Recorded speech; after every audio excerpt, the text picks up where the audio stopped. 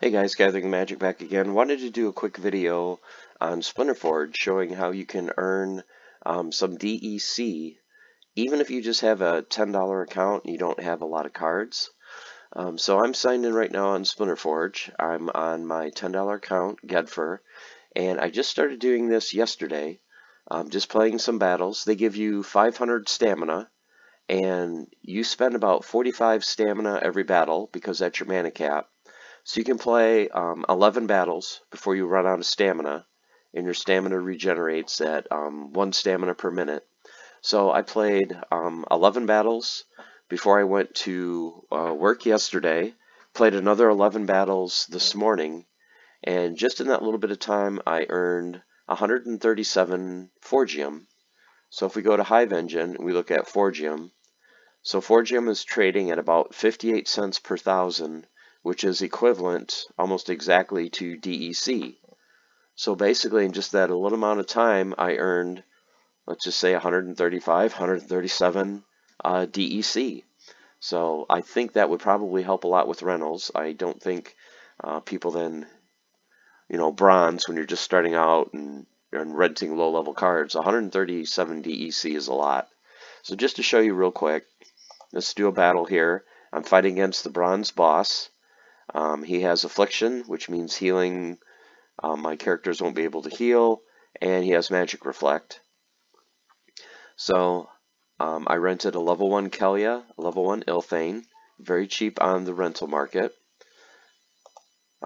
Creeping Ooze, also a cheap card. An Armor Smith. Scavo Hireling. I think a lot of people probably already own a Scavo Hireling, just a common from Chaos Legion. Time Mage, I did rent a Time Mage. Very cheap, very inexpensive to purchase if you don't have a Time Mage. So that's level 1. Then let's go, also rented a Silver Shield Knight and a Demented Shark. These are both level 3, so they both have 2 attack. They're going to give each other Inspire, so they're both going to do 4 attack. And then for my large creature, I did rent a Coral Lurker. So this only uses 41 out of my 45 mana cap. So this will only use 41 stamina. So let's go ahead and battle and see how much damage we do to the boss and how much Forgium we earn. So let's go ahead and start the fight. Like I said, your summoner level does not matter. So even if you want to rent some of the best summoners and you're like, oh, they may be too expensive on the marketplace, you only have to rent a level 1. You don't need the max level for your monsters. So let's go ahead and just skip to rewards. So I did 88 points of damage and earned 4.4 Forgium. So even if you figure you're only going to get 3 or 4 Forgium per battle, multiply that by 11 battles before you run out of stamina, you're going to get 30 to 40 Forgium, which you can send to Hive Engine, basically swap one for the other, and just convert that to DEC. So let's do another battle, see what the rule set. Okay, so this rule set is void. Reduce damage from magic, so we don't want to do magic again. So let's go ahead and do pretty much the same team.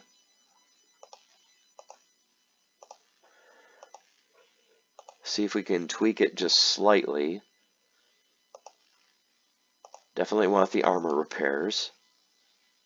So we have 8 mana to work with. Let's throw in the Demon Shark. So now we have Coral Lurker, Demon Shark, Demented Shark, and Silver Shield Knight will be our damage dealers. Slow, just to kind of slow the boss's attacks, and 2 armor repairs. So let's see how we do for this fight. So I think the amount I spent in rentals was pretty minuscule. I know it was under 100 DEC, probably way under 100. Some of the cards I rented for 2 days, some of the cards I rented for an entire week. So let's go ahead and skip to rewards again. So this time I did 165 points of damage. This time I more than doubled the Forgium, 8 1/4 Forgium. So there's 8 DEC that I earned basically just a few clicks of a mouse. Okay, so this time he has return fire, so that really won't hurt us because we're not doing archery damage.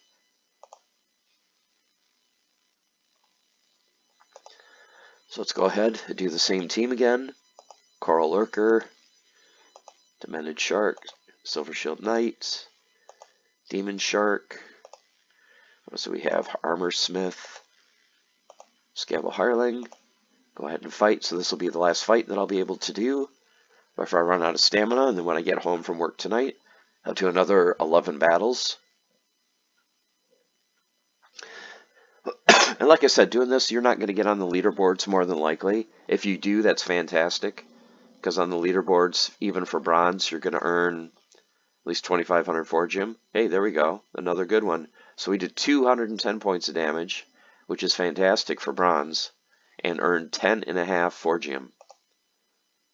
The other currency, Electrum, that's used to put sockets in items.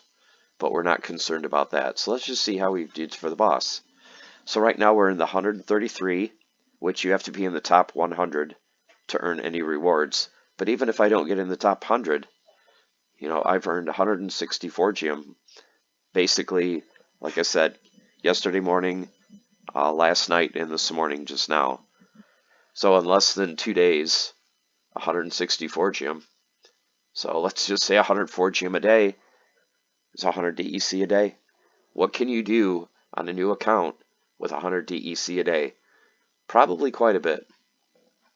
So there you have it, guys. I just wanted to upload this quick video, just kind of show you, even with nothing. I mean, I have not bought any crates, any bags for this game. Look, my hero is a naked hero. I have nothing.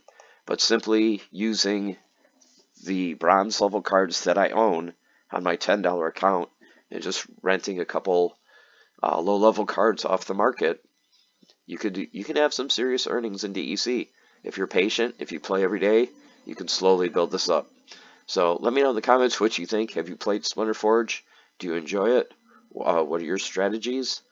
Leave those in the comments below. Until then, stay tuned tomorrow for another video. Thanks, guys. Take care.